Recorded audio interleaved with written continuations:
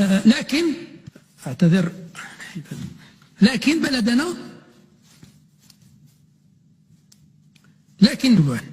فيما تماثل للشفاء 359 من المصابين، وهو ما نحمد الله عليه، ونحمد الله أن عدد المصابين يزداد يوما بعد يوم، العدد ديالو في كل 24 ساعة كيزيد الحمد لله، كما نسأل الله الشفاء لباقي المصابين.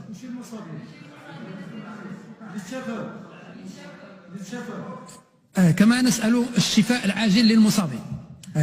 نحمد الله أن عدد المصابين يزداد يوما بعد يوم، العدد ديالو في كل 24 ساعة كيزيد الحمد لله، كما والمالي والتي تم تكليفها بدراسة تداعيات الجائحة وعلى المستوى الاقتصادي والاجتماعي، واقتراح الحلول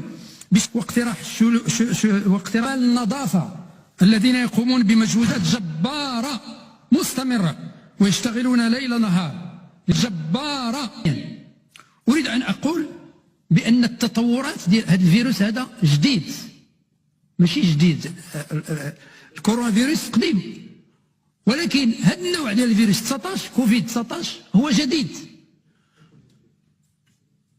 متجدد، هو المهم هو جديد مستجد ولا متجدد ولا متجدد، جديد من حيث الخصائص ديالو، جديد من حيث طريقة الإمراض ديالو، لا فيزيوباثولوجي الإمراض ديالو، جديد من حيث التأثيرات ديالو على المستوى الصحي.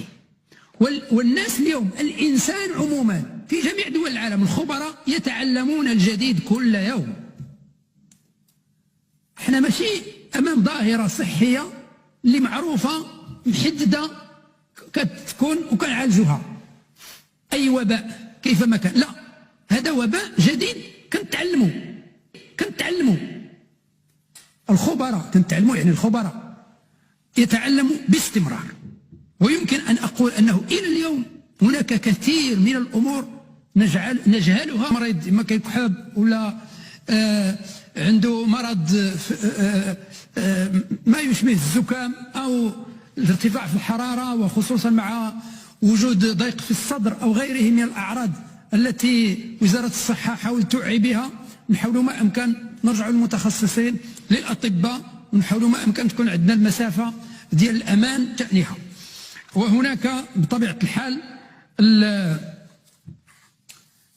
منظومة اليقظة الصحية واللي كانت عند وزارة الصحة